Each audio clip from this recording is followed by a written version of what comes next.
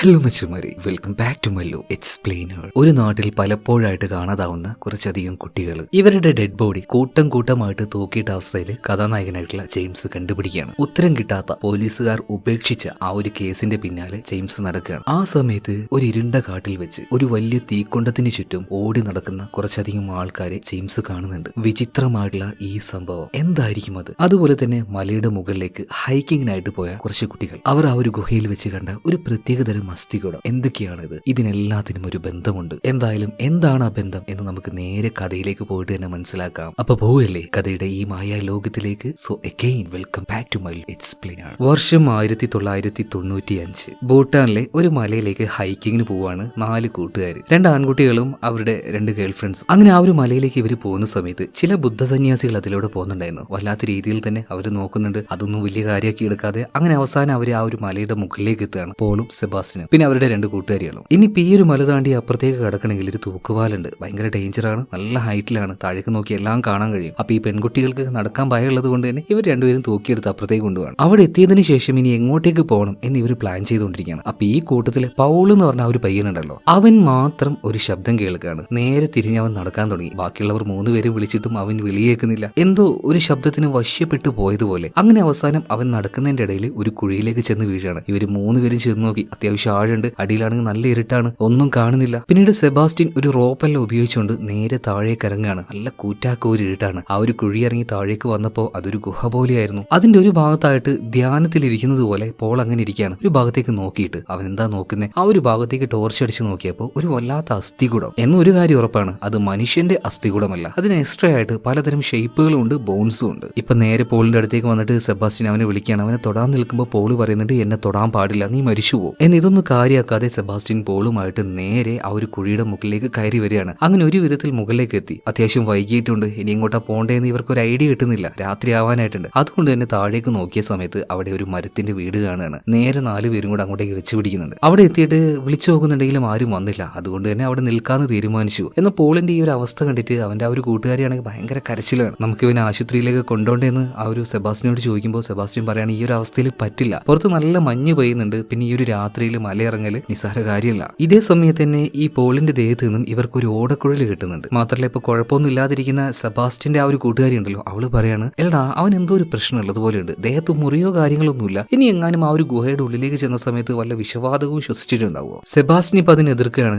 അങ്ങനെയൊന്നും ഉണ്ടാവാനുള്ള സാധ്യതയില്ല, ഞാനും പോയിട്ട് അവൻ നിന്ന് അത്രയും നേരം തന്നെ നിന്നതാണല്ലോ, എന്തായാലും നമുക്കൊന്ന് പുറത്തു പോയി നോക്കിയാൽ എന്തെങ്കിലും സഹായം കിട്ടുമെന്ന്. അങ്ങനെ ഈ സെബാസ്റ്റ്യനും അവന്റെ ഗേൾഫ്രണ്ടും കൂടെ പുറത്തേക്ക് പോവാണ്. ഇപ്പൊ ആ ഒരു മരവീട്ടിന്റെ ഉള്ളിലുള്ളത് പോളും അവന്റെ ഗേൾഫ്രണ്ടുമാണ്. എന്തായാലും ഇവര് പോയിട്ട് കുറച്ചു നേരം കഴിഞ്ഞു. എന്താ ഇവര് വരാത്തെ എന്ന് നോക്കിയിട്ട് ഈ പോളിന്റെ ഗേൾഫ്രണ്ട് വാതിലും തുറന്ന് കുറച്ച് മുന്നോട്ടേക്ക് നടന്നു പോയി നോക്കിയപ്പോ ആ ഒരു മഞ്ഞകൾക്കിടയിലായിട്ട് ഒരു അരണ്ട രൂപത്തെ അവള് കാണുന്നുണ്ട്. വല്ലാത്ത ഘോരമായ പേടിപ്പിക്കുന്ന ഒരു രൂപം. ഇത് കണ്ട് ആകെ പേടിച്ചു പോയ അവള് വേഗം ആ ഒരു വുഡ് ഹൗസിലേക്ക് തന്നെ തിരിച്ചു വരികയാണ്. വാതിൽ അടയ്ക്കുന്നുണ്ട്. എന്ന് ഇതേ സമയത്ത് തന്നെ വാതിൽ വന്ന് മുട്ടുന്ന ആരാണ്? സെബാസ്റ്റ്യനും അവന്റെ ഗേൾഫ്രണ്ടുമാണ്. അപ്പൊ അവരുടെ ശബ്ദം കേട്ടപ്പോഴാണ് പൗളിന്റെ ഗേൾഫ്രണ്ട് പോയിട്ട് വാതിൽ തുറക്കുന്നത്. അല്ല, നീ എന്തിനെങ്ങനെ പേടിച്ചിരിക്കുന്നതെന്ന് സെബാസ്റ്റ്യൻ ചോദിച്ചപ്പോൾ, ഒന്നുമില്ല, ഞാൻ അവിടെ ഒരു രൂപത്തെ കണ്ട് ആകെ പേടിച്ചു പോയി. രൂപത്തെയോ? അവിടെ ഞങ്ങളായിരുന്നല്ലോ, വേറെ ആരും ഉണ്ടായിരുന്നില്ലല്ലോ എന്ന് അവള് സമ്മതിച്ചു കൊടുക്കുന്നത്. ഇല്ല, ഞാൻ അവിടെ ആരെയോ കണ്ടിട്ടുണ്ട്, എന്തെങ്കിലും ആവട്ടെ, പോയി കിടന്നുറങ്ങാം, നാളെ രാവിലെ നോക്കാന്ന് പറഞ്ഞിട്ട് എല്ലാവരും ഇപ്പൊ നല്ല ഉറക്കത്തിലാണ്. അങ്ങനെ കുറെ നേരം കഴിഞ്ഞ സമയത്ത് പോളിന്റെ ഗേൾഫ്രണ്ട് ആയിരുന്നു, അവള് നന്നായിട്ട് ഉറങ്ങുകയാണ്. അവളുടെ ചെവിയിലേക്ക് നേരത്തെ ബോധമില്ലാതെ കിടന്നിരുന്ന പോള് വന്നിട്ട് എന്തൊക്കെയോ ചില കാര്യങ്ങൾ പറഞ്ഞുകൊണ്ട് അവൻ നേരെ ആ ഒരു വുഡ് ഹൗസ് വിട്ടുകൊണ്ട് പുറത്തേക്ക് പോവാണ്. കുറച്ചു നേരം കഴിഞ്ഞപ്പോൾ സെബാസ്റ്റ്യൻ വെറുതെ ഒന്ന് കണ്ണു തുറന്ന് നോക്കിയപ്പോൾ അവിടെ ഈ പോളിനെ കാണാനില്ല. എല്ലാവരെയും വേഗം വിളിച്ചുണർത്തുകയാണ്. ഫുള്ള് നോക്കി, എവിടെയും കാണുന്നില്ല. വാതിൽ തുറന്നു നോക്കിയപ്പോൾ ഈ മഞ്ഞൾ കാൽപ്പാടുകൾ കാണുന്നുണ്ട്. എന്തായാലും ആ ഒരു കാൽപ്പാടുകൾ ഇതിനെ പിന്തുടർന്നുകൊണ്ട് ഇവർ മുന്നോട്ടേക്ക് പോകുമ്പോൾ കേട് അരികിലായിട്ട് ഈ പോൾ അങ്ങനെ ഇരിക്കുന്നുണ്ട്. എന്തൊക്കെയോ ചില കാര്യങ്ങൾ പറഞ്ഞുകൊണ്ടിരിക്കുകയാണ്. ആ ഓടക്കുള്ളിൽ അങ്ങനെ വിളിച്ചുകൊണ്ടിരിക്കുന്നുണ്ട്. ഇപ്പൊ ദേഷ്യം വന്ന സെബാസ്റ്റ്യൻ പറയാണ്, പോളെ നിനക്ക് എന്താ ഈ നട്ടപ്പാതിരൊക്കെ പ്രാന്താണെന്ന് കരുതിയിട്ട് അവന് വിളിച്ചുണർത്താൻ നിൽക്കുമ്പോൾ പെട്ടെന്ന് പിന്നിൽ നിന്നും ഈ പോളിന്റെ ഗേൾഫ്രണ്ട് ഒരു കത്തിയുമായിട്ട് വന്നിട്ട് സെബാസ്റ്റ്യനെ ഒരുപാട് തവണ കുത്തിയിട്ട് അവർ ആ ഒരു കൊക്കയിലേക്ക് തള്ളിയിടുകയാണ്. മാത്രമല്ല സെബാസ്റ്റ്യന്റെ കൂട്ടുകാരിയുടെ കഴുത്തു മറുത്ത് കളയാണ്. ഇതിനുശേഷം അവളും ആത്മഹത്യ ചെയ്യാണ്. എന്നിട്ട് ആ ഒരു കുഴിയിലേക്ക് എടുത്തു ചാടുന്നുണ്ട്. ഇപ്പോഴും പോളിന് ഓരോ അനക്കവും ഇല്ല. അവൻ അവിടെ ഇരുന്നുകൊണ്ട് എന്തൊക്കെയോ ചില മന്ത്രവാക്യങ്ങൾ ഉച്ചരിച്ചുകൊണ്ടേയിരിക്കുകയാണ്. ഇവിടെയാണ് ഈ സിനിമയുടെ ടൈറ്റിൽ എഴുതി കാണിക്കുന്നത്, ദ എംപ്റ്റി മാൻ. അങ്ങനെ ഈ ഒരു സംഭവം കഴിഞ്ഞു. ഏകദേശം 10-23 വർഷങ്ങൾ കഴിയാണ് 2018 നമ്മുടെ കഥാനായകനായിട്ടുള്ള ജെയിംസിനെ കാണിക്കുകയാണ്. ആളൊരു എക്സ് പോലീസ് ഓഫീസറാണ്. മാത്രമല്ല അവന്റെ ആ ഒരു ഡെയിലി ലൈഫ് കാണുമ്പോൾ തന്നെ മനസ്സിലാകും ഒരു ഒറ്റയ്ക്കുള്ള ലൈഫാണ്. മറ്റൊന്നുമല്ല, കുറച്ച് വർഷങ്ങൾക്ക് മുന്നേ ഒരു ആക്സിഡന്റ് ഉണ്ടായി, ഭാര്യയും കുഞ്ഞും മരിച്ചുപോയി. അതിനുശേഷം ഈ ജെയിംസ് ജീവിതത്തിൽ ഒറ്റയ്ക്കാണ്. എന്തായാലും അവന്റെ ഡെയിലി ലൈഫിലെ ചില കാര്യങ്ങൾ കാണിക്കുകയാണ്. അവന്റെ ഗാർഡനിലായിട്ട് ഒരു പെൺകുട്ടി വന്നിരിക്കുന്നുണ്ട്. അവനോട്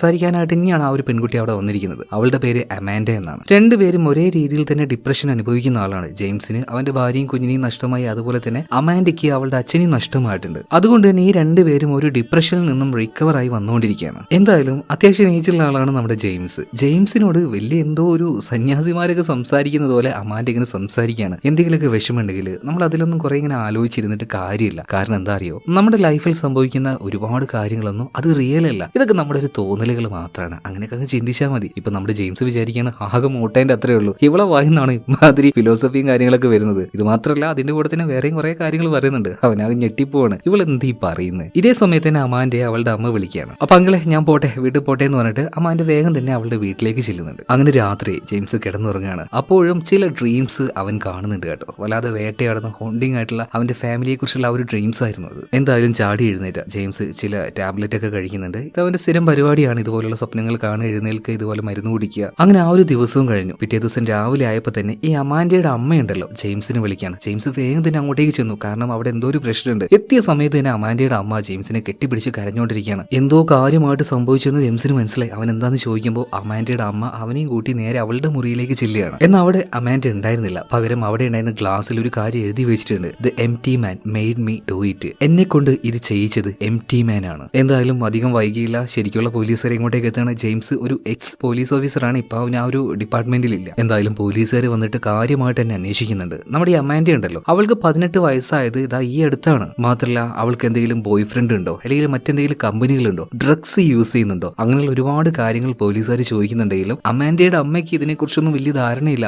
എന്റെ മോൾക്ക് അങ്ങനത്തെ പ്രശ്നമൊന്നുമില്ല, അവൾക്ക് അങ്ങനത്തെ കൂട്ടുകെട്ടുമില്ല എന്നാണ് ഉറപ്പിച്ചു പറയുന്നത്. അതുപോലെ തന്നെ 2 വർഷം മുന്നേ അവളുടെ അച്ഛൻ മരിച്ചുപോയി. എന്നാൽ ആ ഒരു ഡിപ്രഷനിൽ നിന്നും അവളിപ്പോൾ റിക്കവർ ആയി വന്ന് അവൾ ഓക്കെ ആയിട്ടുണ്ട്. അല്ലാതെ എന്റെ മോൾക്ക് വേറെ പ്രശ്നമൊന്നുമില്ല, അത് അമാൻഡയുടെ അമ്മ പറയുന്നുണ്ട്. ഇതേ സമയത്ത് തന്നെ പോലീസുകാർ അവിടെ എവിടെയും നോക്കി ചില എൻക്വയറീസും കാര്യങ്ങളൊക്കെ എടുത്ത് പോവാൻ നേരത്ത് അമാൻഡയുടെ അമ്മയോട് ചോദിക്കുകയാണ്, അല്ല നിങ്ങൾക്ക് വീട്ടിൽ വളർത്തുന്ന ജീവികൾ അങ്ങനെ എന്തെങ്കിലും ഉണ്ടായിരുന്നോ? ഇപ്പൊ അമാൻഡയുടെ അമ്മ പറയണേ അങ്ങനെയൊന്നും ഉണ്ടായിരുന്നില്ല. പക്ഷെ ഇത് എന്തിനാ ചോദിച്ചതെന്ന് അവളുടെ അമ്മയ്ക്ക് മനസ്സിലാവുന്നില്ല. അങ്ങനെ പോലീസുകാർ പോയി കഴിഞ്ഞപ്പോൾ ജെയിംസ് അവിടെ ഉണ്ടായിരുന്നല്ലോ. അവനോട് ഇത് എന്തിനാണ് ചോദിച്ചപ്പോൾ, അല്ല ആ രക്തം നമ്മൾ കണ്ടില്ലേ, അത് അവളുടെ രക്തമല്ല, ഏതോ ഒരു മൃഗത്തിന്റെ രക്തമാണത്. എന്തായാലും ഇതിനുശേഷം ജെയിംസ് ഒന്നുകൂടെ ആ ഒരു റൂം പരിശോധിക്കുന്ന സമയത്ത് എന്തോ പാൻഡിപ്ലക്സ് ഇൻസ്റ്റിറ്റ്യൂട്ട് എന്നോ അങ്ങനെ എന്തോ പേരുള്ള ഒരു പേപ്പറും അതിന്റെ പുറകില് തുൽപ്പാന്നോ അങ്ങനെ എന്തോ എഴുതി വെച്ചിട്ടുള്ള ഒരു പേപ്പറിന്റെ കഷ്ണം അവന് കിട്ടുകയാണ്. എന്തായാലും അതൊന്ന് നോട്ടിട്ട് കയ്യിലേക്ക് വെക്കുകയാണ്. ഇതേ സമയത്ത് തന്നെ അമാൻഡയുടെ അമ്മ ചോദിക്കുന്നുണ്ട്, ജെയിംസ് നിനക്ക് പറ്റെങ്കിൽ എന്റെ മകളൊന്ന് കണ്ടുപിടിച്ച് തരുമോ? ജെയിംസ് ഒരു പഴയ പോലീസ് ഓഫീസർ ആണല്ലോ, പിന്നെ നല്ല ബന്ധമുള്ള കുട്ടിയാണ്, അതുകൊണ്ട് തന്നെ ഓക്കെ ഞാൻ നോക്കാന്ന് പറയാണ്. അതുപോലെ തന്നെ അമാൻഡയുടെ അമ്മയോട് ചോദിക്കുകയാണ്, അവളുടെ ഏറ്റവും അടുത്ത കൂട്ടുകാരി ആരാണ് അറിയോ? അമാൻഡയുടെ അമ്മ പറഞ്ഞു കൊടുക്കുന്നുണ്ട്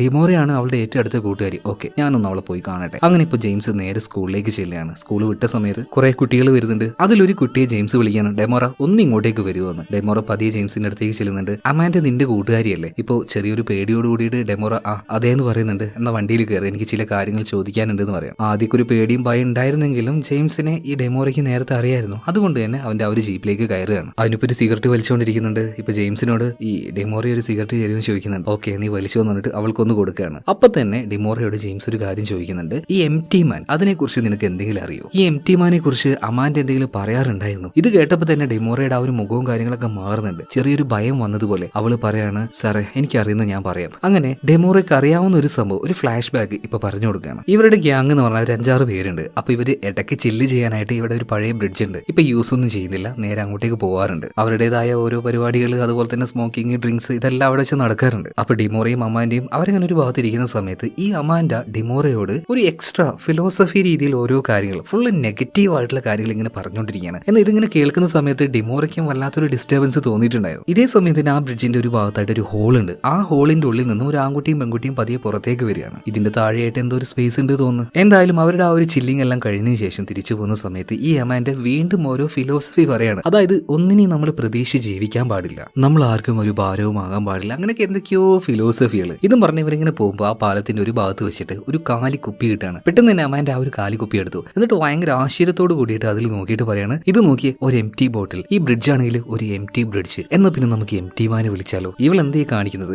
എല്ലാവർക്കും അവൾക്കൊരു വട്ടുള്ളതുപോലെ അവളങ്ങനെ നോക്കുകയാണ്. എന്നാൽ അതൊന്നും കാര്യമാക്കാതെ അമാൻഡ ആ ഒരു ബോട്ടിൽ എടുത്തുകൊണ്ട് അതിന്റെ ആ ഒരു വായിൽ വെച്ച് അതങ്ങനെ ഊതുകയാണ് കേട്ടോ. എന്നിട്ട് എല്ലാവരോടും അതങ്ങനെ ഊതാൻ വേണ്ടി പറയുന്നുണ്ട്. അവസാനം എന്റെ കയ്യിലും തന്നു, അതായത് ഡെമോറയാണ് ഈ കാര്യങ്ങളൊക്കെ പറയുന്നത്. ഞാനൊരു പേടിയോട് കൂടിയിട്ടാണ് അതിൽ ഊതിയത്. അങ്ങനെ എല്ലാവരും ഊതി കഴിഞ്ഞപ്പോൾ ഈ ഒരു അമാൻഡ തന്നെ അത് മേടിച്ച് 3-4 വട്ടം ഊതിയിട്ട് ഈ എംപ്റ്റി മാൻ എന്ന് ഇരുട്ടത്തേക്ക് നോക്കിയിട്ട് വിളിക്കുന്നുണ്ടായിരുന്നു. അങ്ങനെ കുറച്ച് കഴിഞ്ഞ സമയത്ത് ആ ഒരു ഇരുട്ടിന്റെ ഭാഗത്ത് നിന്നും എന്തൊക്കെയോ ചില ശബ്ദങ്ങൾ കേൾക്കുന്നുണ്ടായി. ഞങ്ങൾ വിചാരിച്ചു ഞങ്ങളെ പോലെ തന്നെ വെള്ളടിക്കാനൊക്കെ ആയിട്ട് ആരെങ്കിലും വന്നിട്ടുണ്ടാവുമെന്ന്. അപ്പൊ ഞങ്ങളിങ്ങനെ വിളിച്ചോണ്ടിരിക്കുമ്പോൾ ആരോ നമ്മുടെ അടുത്തേക്ക് നടന്നു വരുന്നതായിട്ട് ആദ്യം നമുക്ക് തോന്നി. പിന്നെ അതിന്റെ ആ ഒരു വേഗത കൂടാൻ തുടങ്ങി. അതിൽ എന്തോ ഒരു പ്രശ്നം തോന്നി. ഞങ്ങൾ എല്ലാവരും ആകെ പേടിച്ച് അവിടെ നിന്ന് തിരിഞ്ഞോടി. ഇപ്പൊ ജെയിംസ് ചോദിക്കുകയാണ്, അതിനുശേഷം നീ അമാൻഡയെ കണ്ടിട്ടില്ലേ? ഡെമോറ പറയണ ഞാൻ കണ്ടു, പിറ്റേ ദിവസം അവളെ കണ്ടു എന്ന്. അവളോട് പോയിട്ട് സംസാരിക്കാൻ എന്തെന്നറിയില്ല, എനിക്കൊരു പേടിയുണ്ടായിരുന്നു. അതുപോലെ തന്നെ ഞങ്ങളുടെ കൂട്ടത്തിൽ ഒരു ചെറുക്കനുണ്ട് ബ്രാൻഡ്. അവന്റെ ചെവിയിലായിട്ട് അവൾ എന്തൊക്കെയോ ചില കാര്യങ്ങൾ പറയുന്നുണ്ടായിരുന്നു. ഇതിങ്ങനെ നമ്മുടെ ജെയിംസിനോട് ഡെമോറ ആ ഒരു വണ്ടിയിൽ വെച്ച് ഇങ്ങനെ സംസാരിക്കുമ്പോൾ ഇവരുടെ ഗ്യാങ്ങിലെ കുറച്ച് കൂട്ടുകാരുണ്ടല്ലോ ഒരു മതിലിന്റെ സൈഡിൽ നിരന്നിരുന്നുകൊണ്ട് ഒരു പ്രത്യേക രീതിയിൽ ധ്യാനം ചെയ്യുന്നത് പോലെ അങ്ങനെ ഇരിക്കുകയാണ്. ഇത് കണ്ട് ആകെ പേടിച്ചു പോയ ഡെമോറ അവിടുന്ന് വേഗം അവളുടെ വീട്ടിലേക്ക് ചെല്ലുക. എന്തായാലും ഇതിനുശേഷം ജെയിംസ് നേരെ ചെല്ലുന്നത് അമാന്റെ ചെവിയിൽ പറഞ്ഞു പറഞ്ഞില്ല ഒരു തന്നെ ഈ ബ്രാൻഡൻ അവന്റെ വീട്ടിലേക്കാണ്. എന്തായാലും അവിടെ എത്തിയ സമയത്ത് ഈ അമാൻഡ എങ്ങനെയാണോ മിസ്സായത് അതുപോലെ തന്നെ ബ്രാൻഡനും മിസ്സായിരിക്കുകയാണ്. സോ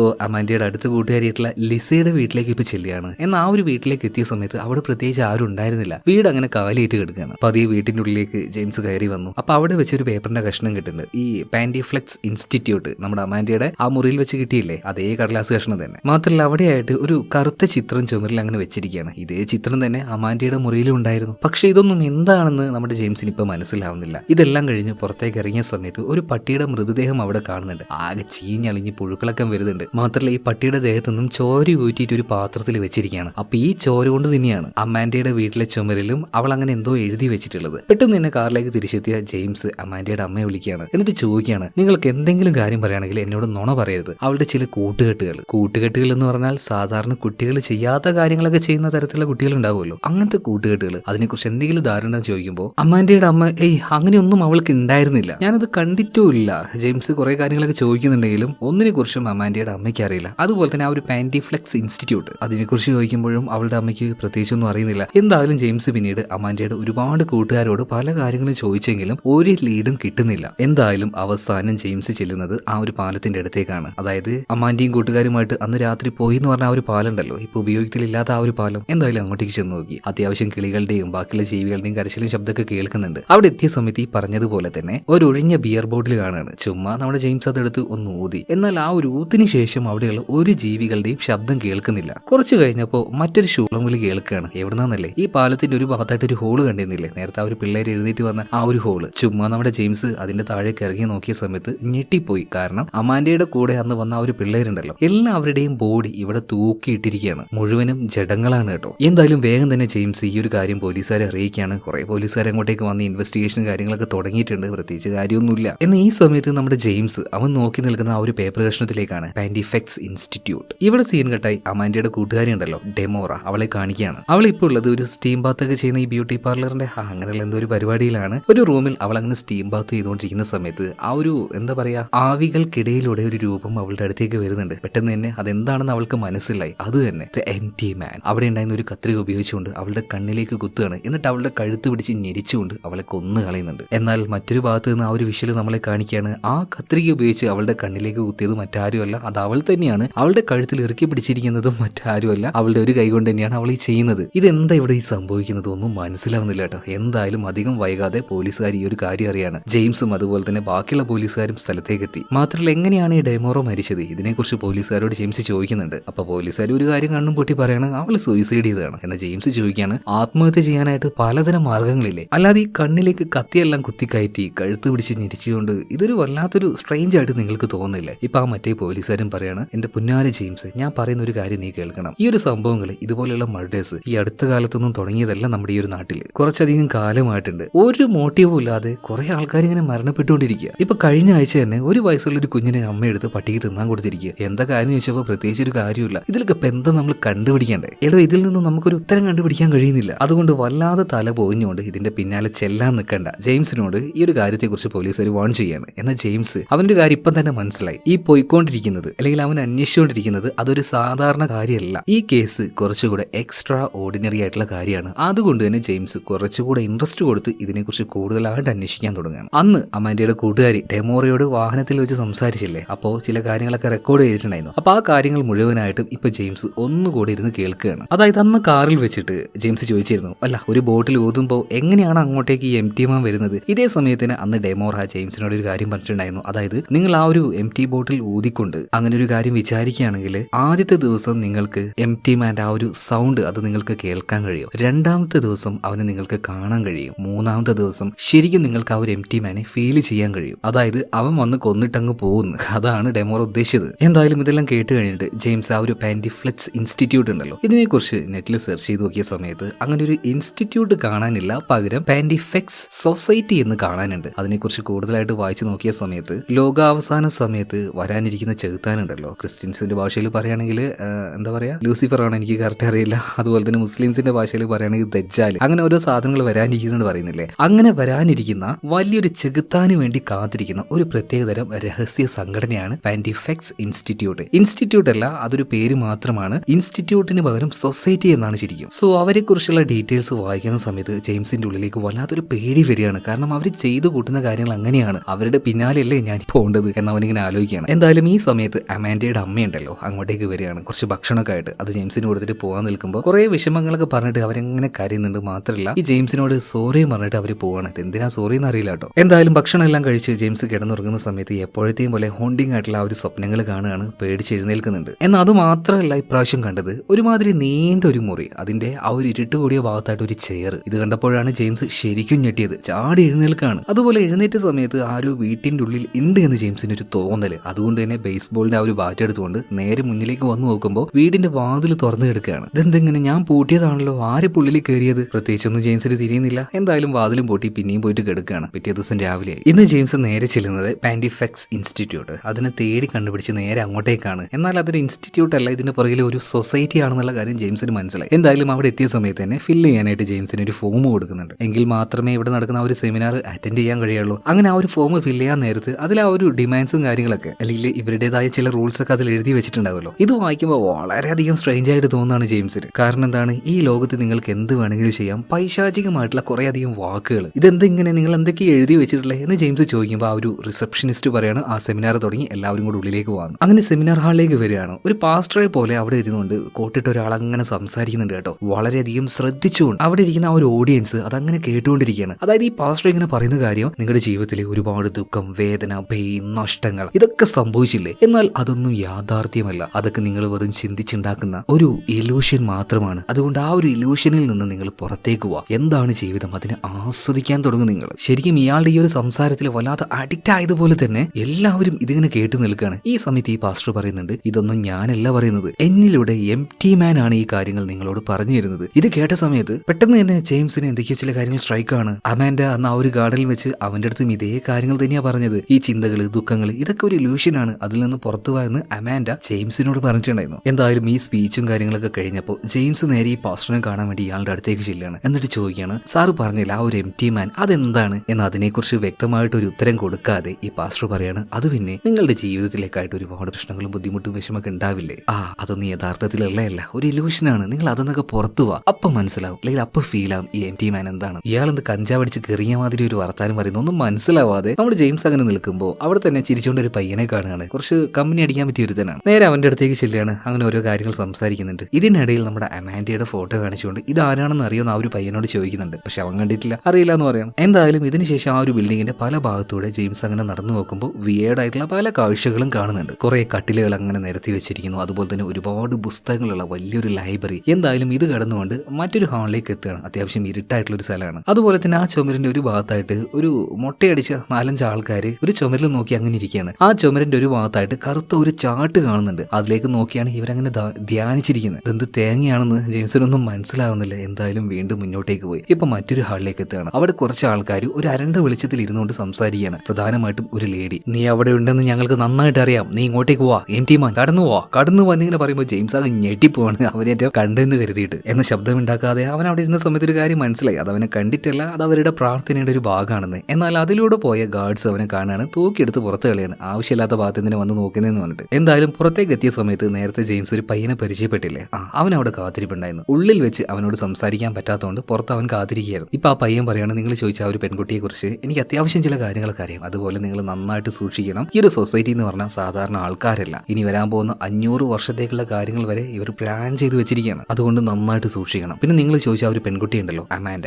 അവളിപ്പോ ലെവൽ 2 പോയിട്ടുണ്ടാവും. ഈ കാണുന്ന ആൾക്കാരൊക്കെ ലെവൽ 1 അല്ല, എവിടെയാണ് ലെവൽ 2? ഇതേ സമയത്ത് ഈ പയ്യൻ പറഞ്ഞു കൊടുക്കുകയാണ്, അത് കാട്ടിലാണ്. പാൻറ്റിഫെക്സ് ആ ഒരു സൊസൈറ്റിയുടെ ഒരു ക്യാമ്പ് ഉണ്ട്, അവിടെയാണ്. അങ്ങോട്ടേക്ക് പോകാനുള്ള മാപ്പും കാര്യങ്ങളൊക്കെ ഇപ്പൊ ഈ ഒരു പയ്യൻ കൊടുക്കുകയാണ്, സൂക്ഷിക്കണം എന്നും പറയുന്നുണ്ട്. എന്തായാലും ഇതിനുശേഷം കാട്ടിനുള്ളിലേക്ക് ഈ ജെയിംസ് ആ ഒരു മാപ്പ് മാറ്റി ചെല്ലുകയാണ്. അവിടെയാണ് ക്യാമ്പ് ഉള്ളത്, അവിടെയാണ് അമാൻഡി ഉണ്ടാവുക. അങ്ങനെ കുറച്ചധികം കഷ്ടപ്പെട്ടുകൊണ്ട് ജെയിംസ് ആ ഒരു ക്യാമ്പിലേക്ക് എത്തുന്നുണ്ട്. എന്നാൽ ആ ഒരു സ്ഥലത്ത് എത്തിയ സമയത്ത് അവിടെ പ്രത്യേകിച്ച് ആൾക്കാരൊന്നുമില്ല. അവിടെ ചെറിയൊരു ഷെഡ് കാണുന്നുണ്ട്, മരത്തിന്റെ വീടാണ്. അതിന്റെ ഉള്ളിൽ കയറി നോക്കി, അതിന്റെ ഉള്ളിലും പ്രത്യേകിച്ച് ആരും ഉണ്ടായിരുന്നില്ല. കുറെ റാക്കുകളും കുറെ ഫയൽസും കാര്യങ്ങളൊക്കെ ഉണ്ടായിരുന്നു. അതിലൊരു ഫയൽ ഈ ജെയിംസ് എടുത്തു നോക്കുമ്പോൾ അതിൽ അമാൻഡിയെ കുറിച്ചുള്ള എല്ലാ വിവരണങ്ങളും ഉണ്ടായിരുന്നു. A to Z അവളെ കുറിച്ചുള്ള എല്ലാ കാര്യങ്ങളും, അതുപോലെ തന്നെ അവളുടെ കൂട്ടുകാരെ കുറിച്ചുള്ള കാര്യങ്ങളും ആ ഒരു ഫയലിലുണ്ട്. ഇതിനിടയിൽ ഒരു ചുവന്ന ഫയൽ കാണുന്നുണ്ട്. ജെയിംസ് അതൊന്ന് എടുത്തു നോക്കുകയാണ്. മാത്രമല്ല അതിന്റെ ഉള്ളിൽ ഒരാളുടെ പേര് എഴുതി വെച്ചിട്ടുണ്ട്. ആ പേര് കണ്ട് ജെയിംസ് ശരിക്കും ഒന്ന് ഞെട്ടിപ്പോകുന്നുണ്ട്. ആ പേര് മറ്റാരുടേതല്ല, ജെയിംസിന്റെ തന്നെ പേരാണ്. എന്നാൽ അതിന്റെ ഉള്ളിൽ അവനെ കുറിച്ചുള്ള യാതൊരു വിവരങ്ങളോ കാര്യങ്ങളോ ഒന്നും ഉണ്ടായിരുന്നില്ല. ബ്ലാങ്ക് ആണ്, ഫുൾ ബ്ലാങ്ക് ആണ്. ഉള്ളിൽ ഇപ്പൊ ചെറിയൊരു പേടിയെല്ലാം വന്നിട്ടുണ്ട്. എന്തായാലും ജെയിംസ് ആ ഷെഡിന്റെ മറ്റൊരു മുറിയുടെ ഉള്ളിലേക്ക് ചെല്ലുകയാണ്. ഒരുമാതിരി കുറെ എന്തൊക്കെയോ കൂട്ടിയിട്ട് കത്തിച്ച അവസ്ഥയിൽ കുറെ സാധനങ്ങളുണ്ട്. ഒരുമാതിരി കരി പിടിച്ചതുപോലെ ഒരു ടെഡി ബിയർ ഉണ്ട്. വളരെയധികം സ്ട്രെയിഞ്ച് ആയിട്ടുള്ള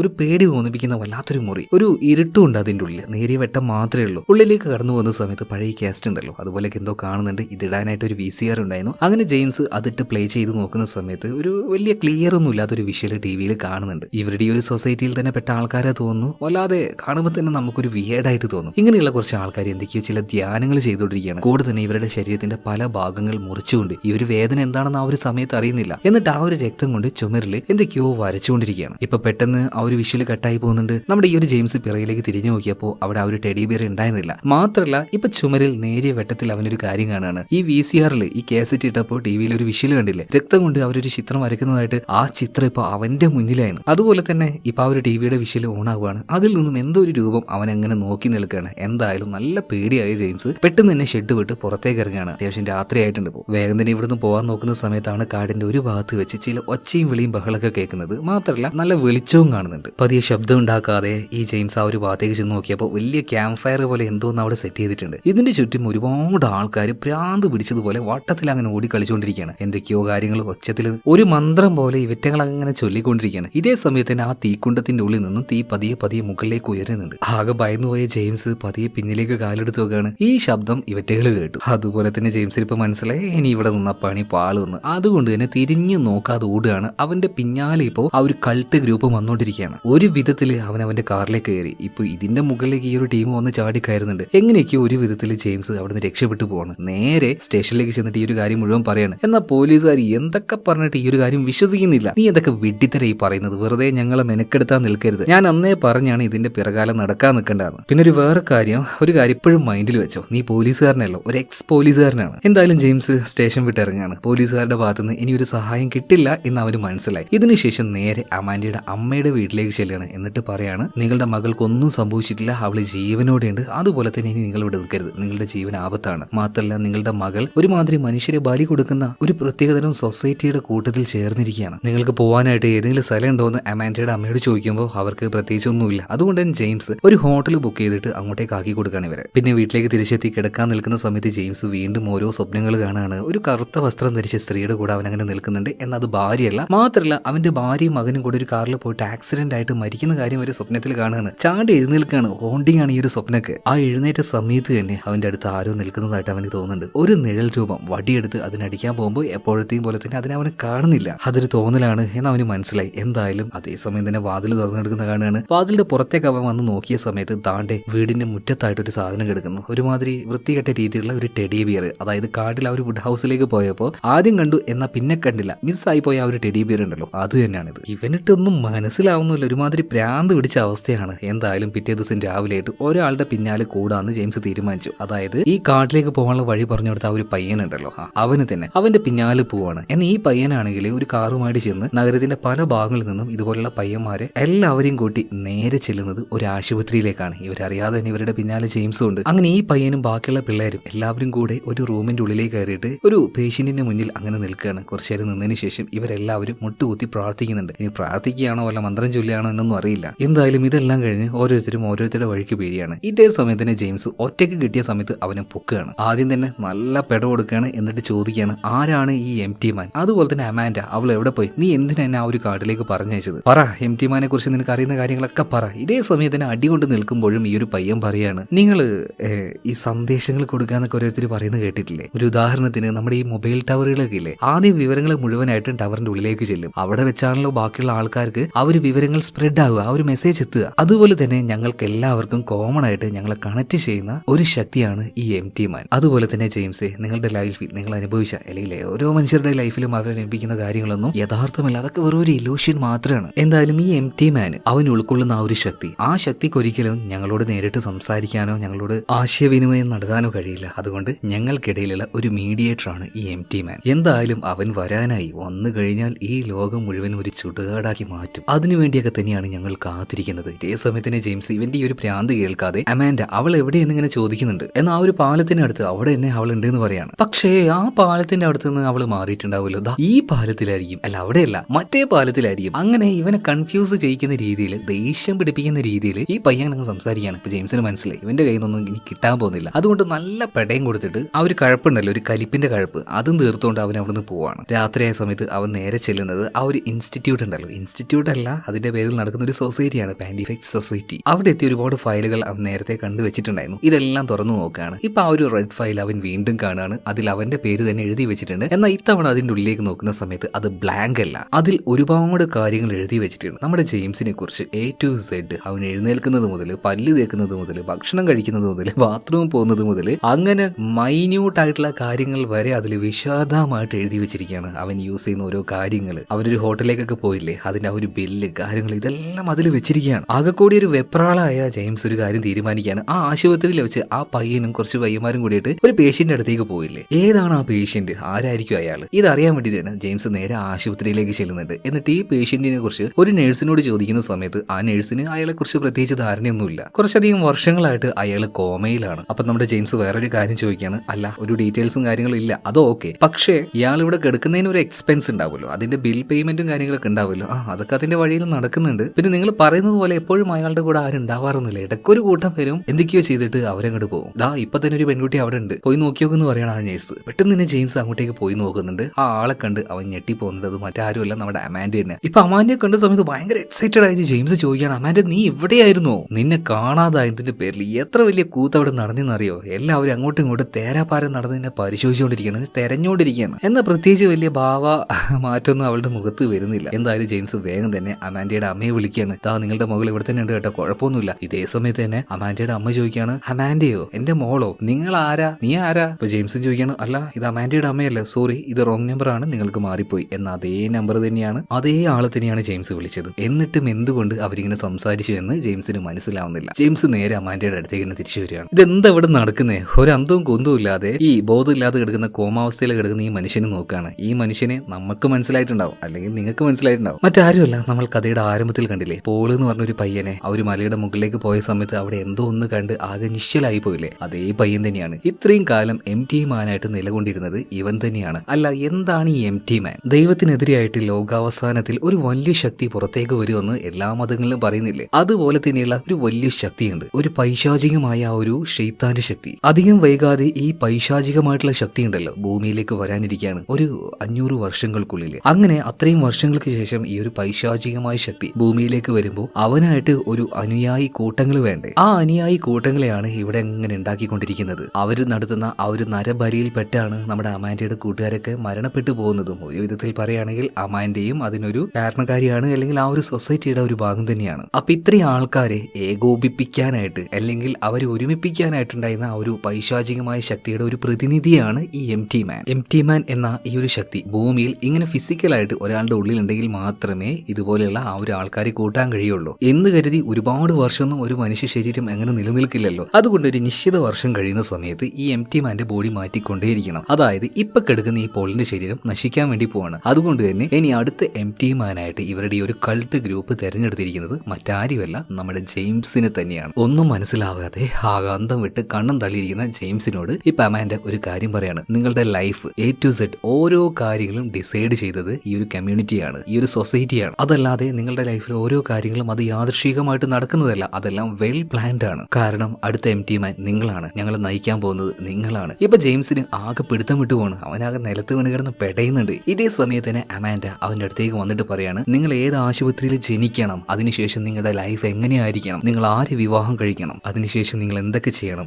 ഉള്ളത് പറയുകയാണെങ്കിൽ എന്റെ അമ്മ, അവളുമായിട്ട് നിനക്കൊരു റിലേഷൻ ഉണ്ടായിരുന്നില്ല, ഒരു രഹസ്യ ബന്ധം, നീ എന്താ വിചാരിച്ചത് അത് നീയായിട്ട് തെരഞ്ഞെടുത്തതാണെന്നോ? അതൊക്കെ ഞങ്ങളുടെ പ്ലാനിന്റെ, ഞങ്ങൾ ഡിസൈൻ ചെയ്തതിന്റെ, ഞങ്ങൾ നിന്നെ രൂപപ്പെടുത്തി എടുത്തതിന്റെ ഒരു ഭാഗം മാത്രമാണ്. ഇതിനുശേഷം ഈ അമാൻഡ വന്നിട്ട് ജെയിംസിനെ അങ്ങനെ കെട്ടിപ്പിടിക്കുകയാണ്. അതേസമയം തന്നെ അവന്റെ ബോധം ഇങ്ങനെ പതിയെ പതിയെ മറഞ്ഞു പോകുന്നുണ്ട്. ആ ഒരു ഇൻസ്റ്റിറ്റ്യൂട്ട് ഉണ്ടല്ലോ, അതിന്റെ ഒരു അറയിൽ കാണിക്കുകയാണ്. ആ അറയുടെ ഉള്ളിലേക്ക് ജെയിംസ് പതിയെ പതിയെ മുന്നോട്ടേക്ക് പോകുമ്പോൾ നമ്മൾ കഥയുടെ ആരംഭത്തിൽ കണ്ടില്ല, ഒരു പ്രത്യേക രീതിയിലുള്ള ആ ഒരു അസ്ഥികൂടം അതേപോലെയുള്ള ഒരു രൂപം ജെയിംസ് കാണുകയാണ്. മാത്രമല്ല അതിന്റെ ഉള്ളിൽ നിന്നും ഒരു കറുത്ത രൂപം പതിയെ പതിയെ പുറത്തേക്ക് വരുന്നുണ്ട്. അതാണ് എംപ്റ്റി മാന്റെ ആ ഒരു സോൾ എന്ന് പറയുന്നത്. ഭയന്ന് വിളിച്ചു നിൽക്കുന്ന ജെയിംസിന്റെ ഉള്ളിലേക്ക് ആ ഒരു രൂപം വന്ന് കയറുകയാണ്. അവൻ എന്തെങ്കിലും സംഭവിച്ചോ എന്ന് പോലും അവന് മനസ്സിലാവുന്നില്ല. എന്തായാലും ഇതിനുശേഷം അവനോടി പുറത്തേക്ക് വരുന്നുണ്ട്. അത് സമയം തന്നെ അവന്റെ പഴയ ഒരു എന്താ പറയാ ലൈഫിൽ സംഭവിച്ച മറ്റൊരു കാര്യം ഓർത്തെടുക്കുകയാണ്. 2 വർഷങ്ങൾക്ക് മുന്നേ ഈ അമാൻഡയുടെ അച്ഛൻ മരിച്ചില്ലേ, ആ ഒരു സമയത്ത് തന്നെ ജെയിംസിന് അവന്റെ ഭാര്യയും കുഞ്ഞുണ്ടായിരുന്നു. അങ്ങനെ ചടങ്ങെല്ലാം കഴിഞ്ഞ് ജെയിംസ് അവന്റെ ഭാര്യയും കുഞ്ഞിയും നേരെ വീട്ടിലേക്ക് പറഞ്ഞേക്കാണ്. എന്നാൽ ജെയിംസ് നേരെ ചെല്ലുന്നത് അമാൻഡയുടെ അമ്മയുടെ അടുത്തേക്കാണ്. ഇവർക്കിടയിൽ ഒരു രഹസ്യ ബന്ധം ഉണ്ടായിരുന്നു. അവിടെ എത്തി അവരുടെ ആ ഒരു രഹസ്യ ബന്ധം, അതിനുവേണ്ടി ഓരോ കാര്യങ്ങളൊക്കെ ചെയ്യുന്ന സമയത്ത് എന്തായിരിക്കും ഞാൻ കൂടുതലായിട്ട് പറയണ്ടല്ലോ. ഇതേ സമയത്ത് തന്നെ ജെയിംസ് മനഃപൂർവ്വം അവന്റെ ഭാര്യയും കുഞ്ഞിനെയും പറഞ്ഞു വിട്ടിരുന്നല്ലോ, അവൾക്ക് മര്യാദക്ക് വാഹനം ഓടിക്കാൻ വരെ അറിയില്ലായിരുന്നു. അതുകൊണ്ട് തന്നെ ആ കാർ ആക്സിഡന്റ് ആവുകയാണ്. ഇതേ സമയത്ത് തന്നെ ജെയിംസ് അവന്റെ ആ ഒരു രഹസ്യ ബന്ധം അത് ചെയ്തുകൊണ്ടിരിക്കുമ്പോൾ അവിടെ അവന്റെ ഭാര്യയും കുഞ്ഞും മരിച്ചുകൊണ്ടിരിക്കുകയാണ്. എന്നാൽ ഈ കാര്യങ്ങളൊക്കെ അവനൊരു പിശാചിന്റെ രീതിയിലുള്ള വ്യക്തിത്വമാക്കി മാറ്റിക്കൊണ്ടിരിക്കുന്നത്. അത് അവൻ സ്വയം അല്ല, അത് ആ സൊസൈറ്റി അവർ പ്ലാൻ ചെയ്യുന്ന രീതിയിൽ അവൻ അങ്ങനെ ആയി വരികയാണ്. അവൻ അങ്ങനെ മോഡിഫൈ ചെയ്ത് എടുക്കുകയാണ്. അങ്ങനെ ഒരു പരുവത്തിൽ ഈ കാര്യങ്ങളൊക്കെ മനസ്സിലാക്കിയ ജെയിംസ് ഒരുമാതിരി എന്തോ ഒരു അവസ്ഥയിൽ നേരെ ആശുപത്രിയിലേക്ക് ചെല്ലുകയാണ്. അതായത് ആ വയ്യാതെ കിടക്കുന്ന ഒരു എംപ്റ്റി മാനെ പോലെ ഒരാൾ ഉണ്ട് എന്ന് പറഞ്ഞില്ലേ, ആ പേഷ്യന്റ് ആയിട്ടുള്ള ഒരാൾ നമ്മൾ കഥയുടെ ആരംഭത്തിൽ കണ്ട പോൾ ഇയാളുടെ അടുത്തേക്കാണ് നേരെ കയ്യിലുണ്ടായിരുന്ന ഗണ്ണെടുക്കുകയാണ്. ഇയാളുടെ ദേഹത്തേക്ക് ഒരു 5-6 തവണ ഷൂട്ട് ചെയ്ത് അവസാനം തലയ്ക്കും വെടിവെച്ച് ഇയാൾ കൊന്നുകൊണ്ട് ഈ ജെയിംസ് പതിയെ പുറത്തേക്ക് ഇറങ്ങി വരികയാണ്. ആ സമയത്ത് ആ ഒരു ഹാളിന്റെ പുറത്തായിട്ട് കുറച്ച് ആൾക്കാർ നിൽക്കുന്നുണ്ട്, അതും ഒരു പ്രത്യേക ഭാവത്തിൽ. പിന്നീട് ഈ ജെയിംസിന്റെ മുന്നിൽ അവർ മുട്ടുകുത്തി നിൽക്കുകയാണ്. ഞങ്ങൾക്ക് ആവശ്യമായിട്ടുള്ള സന്ദേശങ്ങൾ വിവരങ്ങൾ തന്നോ എന്ന് പറഞ്ഞിട്ട്. അതിനർത്ഥം എന്താണ്, ജെയിംസ് ഓൾറെഡി ഒരു എംപ്റ്റി മാനായി മാറിക്കഴിഞ്ഞിരിക്കുന്നു. ഇത് കാണിച്ചുകൊണ്ടാണ് സിനിമ ഇവിടെ തീരുന്നത്. നിങ്ങൾക്ക് ഈ കഥയിൽ വലിയ കൺഫ്യൂഷൻ ഒന്നുമില്ലല്ലോ.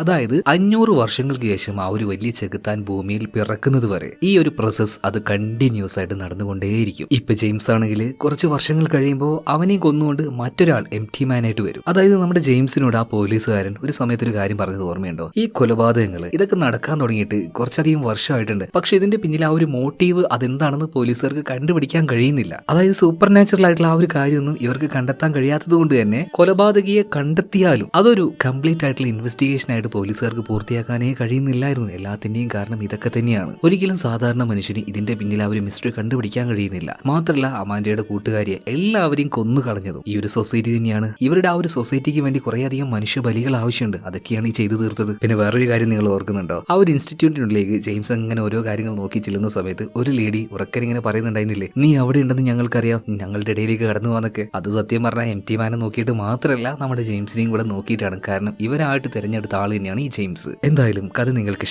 ഇഷ്ടമായ നമ്മുടെ വീഡിയോ ലൈക്ക് ചെയ്യുക, ചാനൽ സബ്സ്ക്രൈബ് ചെയ്യുക, വീഡിയോ ഷെയർ ചെയ്ത് നമ്മളൊന്നുകൂടെ ഒന്ന് സപ്പോർട്ട് ചെയ്യുക. അപ്പൊ അടുത്ത വീഡിയോയിൽ നമുക്ക് വീണ്ടും കാണാം. Okay, by.